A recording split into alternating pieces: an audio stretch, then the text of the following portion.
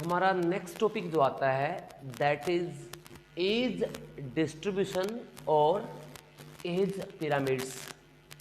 As pyramids किसके द्वारा दिए गया था? ये दिए गए थे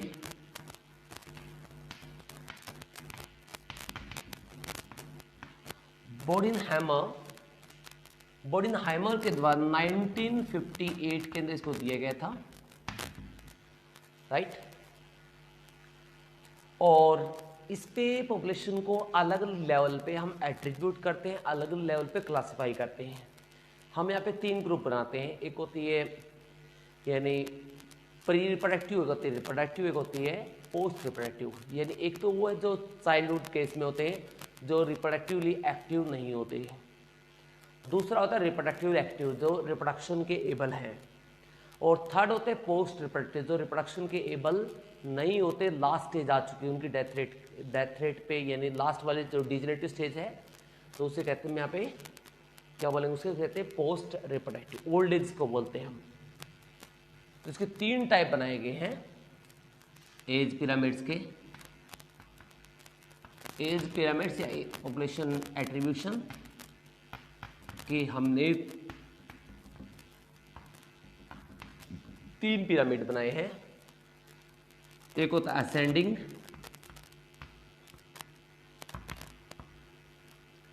असेंडिंग, या upright age pyramid.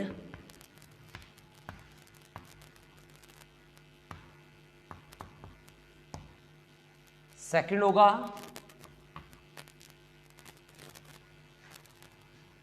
That is spindle shape,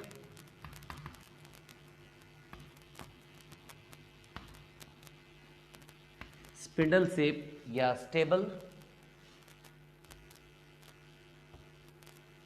या स्पिंडल शेप या stable age pyramid.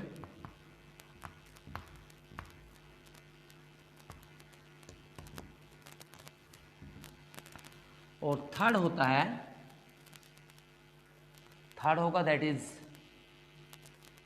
Spindle shape के बाद जो थर्ड हम करेंगे वो रहेगा दैट इज डिक्लाइन या अर्न शेप,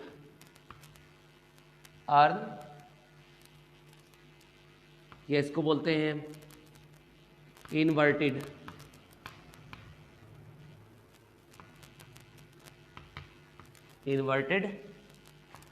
एज पिरामिड।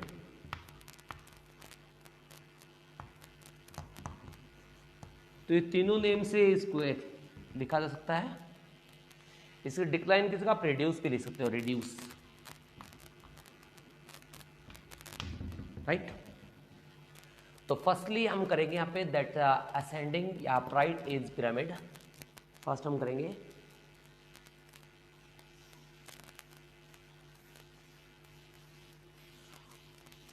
अगर एज पिरामिड को डिफाइन किया जाए तो एज पिरामिड को डिफाइन कैसे करेंगे?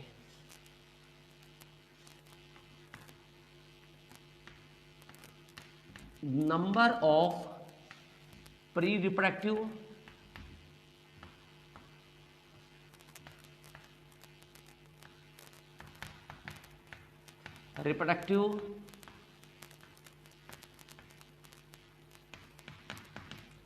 and post reproductive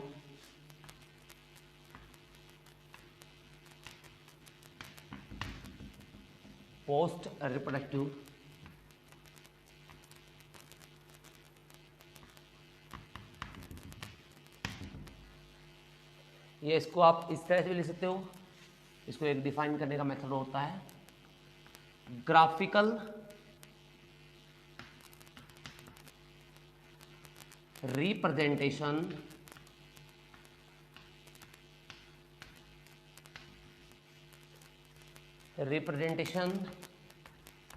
of graphical representation of pre-reproductive, reproductive and post-reproductive population, right?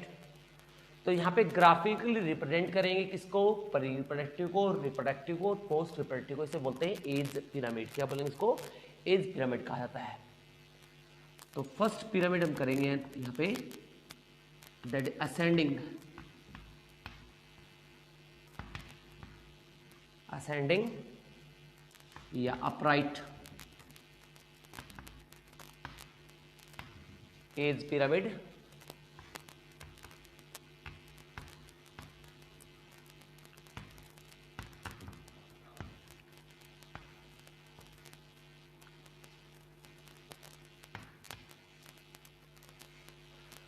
अब देखिए यहां पे क्या बनाएंगे, हमने ये स्टेज बनाई,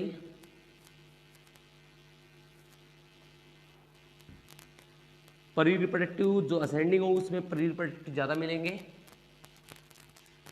ये जो स्टेज है प्री रिप्रोडक्टिव की है, रिप्रोडक्टिव,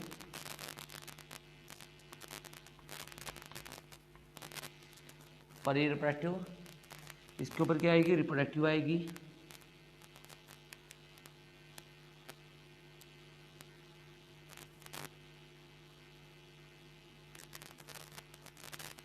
ये किसकी है, ये मैंने बनाए रिप्रोडक्टिव के।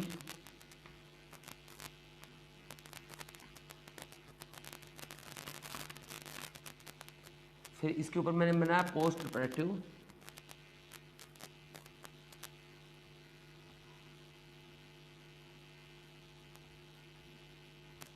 ये रिप्रेजेंट किया मैंने, that is a post reproductive.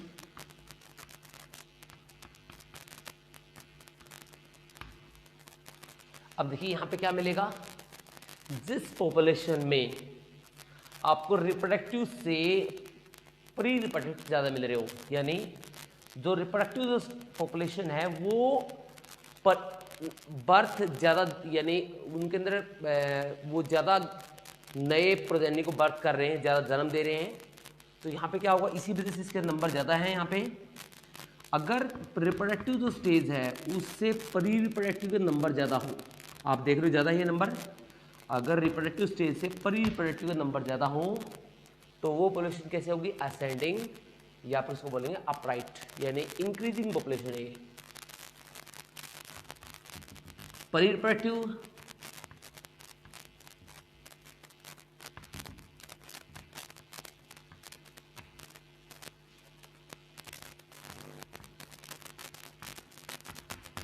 number is more than reproductive,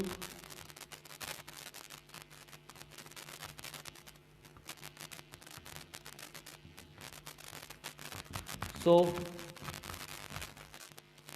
population increase। जैसे इंडिया की पॉपुलेशन है वो इसी स्टेज पे आती है अपराइट में, सो पॉपुलेशन इंक्रीज। प्री रिप्रोडक्टिव के नंबर ज़्यादा है, किससे, रिप्रोडक्टिव से, कारण पॉपुलेशन क्या हो रही है, बढ़ रही है। इंडिया की पॉपुलेशन कौन सी होती है, असेंडिंग में आती है, या इंक्रीजिंग पॉपुलेशन में आती है, या फिर अपराइट में आती है। तो इसके नीचे लिख सकते हैं आप जैसे असेंडिंग या upright, ascending age pyramid.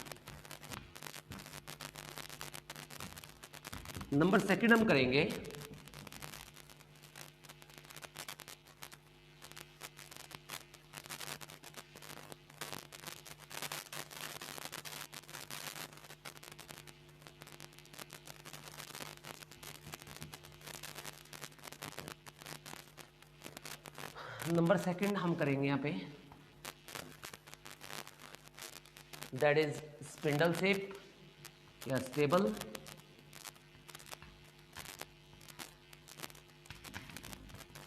Spindle shape age pyramid. अब इसमें क्या होगा, इसमें हम पॉपुलेशन को बिल्कुल सिमिलर बनाएंगे,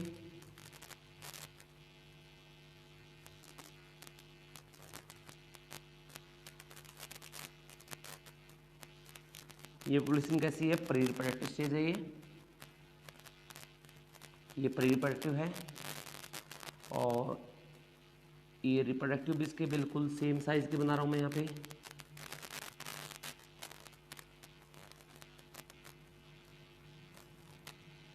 अब ये जो स्टेज है ये रिप्रोडक्टिव की है।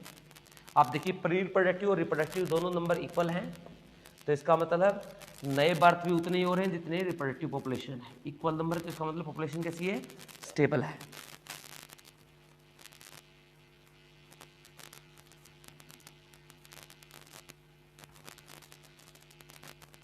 तो ये पॉपुलेशन जो है ये पोस्ट रिप्रोडक्टिव की है। तो आप यहाँ पे देखिएगा प्री रिप्रोडक्टिव के नंबर जो होते हैं वो रिप्रोडक्टिव के लगभग इक्वल है। दोनों देखो इक्वल मैंने यहाँ पे रिप्रेजेंट किए हुए हैं, दोनों के नंबर इक्वल हैं, तो इसी वजह से ये पॉपुलेशन क्या स्टेबल है। यानी जितने इंडिविजुअल रिप्रोडक्टिव स्टेज में उतने ही रिप्रोडक्टिव में। इसका मतलब बर्थ रेट यहाँ पे स्टेबल है, डेथ रेट और बर्थ रेट दोनों इक्वल है। तो ये कौन सी स्टेबल एज पिरामिड।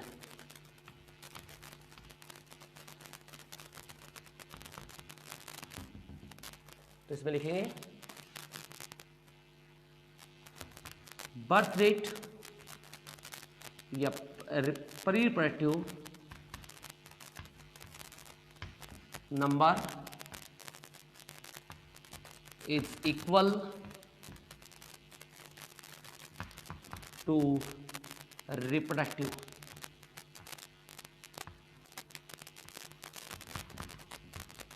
क्या होती है, प्री रिप्रोडक्टिव के नंबर जो होता है वो रिप्रोडक्टिव के नंबर के इक्वल हैं, तो पॉपुलेशन कौन सी है, स्टेबल है। लाइक यूरोप की पॉपुलेशन ले लीजिए, यूएसए की पॉपुलेशन ले लीजिए, कनाडा की पॉपुलेशन लीजिए, वो स्टेबल में आती है, राइट। और थर्ड आती है दैट्स अ डिक्लाइन। तो नंबर थर्ड टाइप आएगा दैट्स अर्न डिक्लाइन या रिड्यूस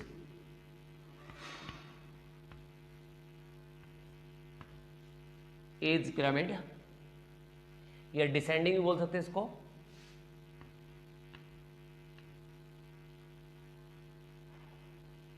डिसेंडिंग लिख सकते हो, इसमें डिक्लाइन के साथ में आ जाएगा वो।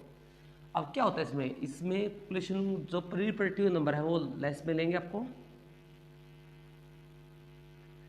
प्री रिप्रोडक्टिव नंबर लेस मिलेंगे।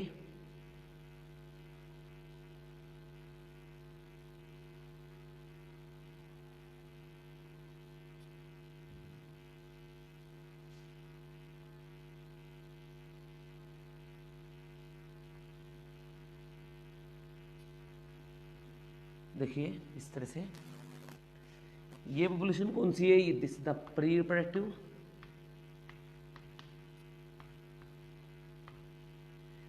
ये है reproductive,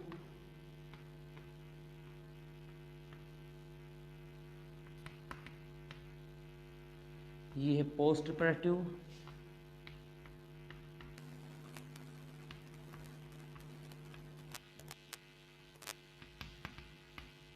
right.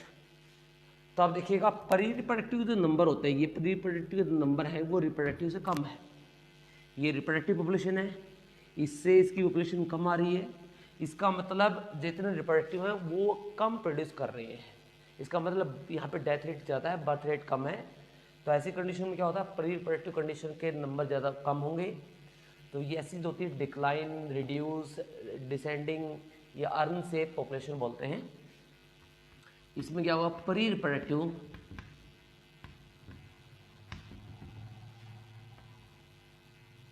Number is less than reproductive।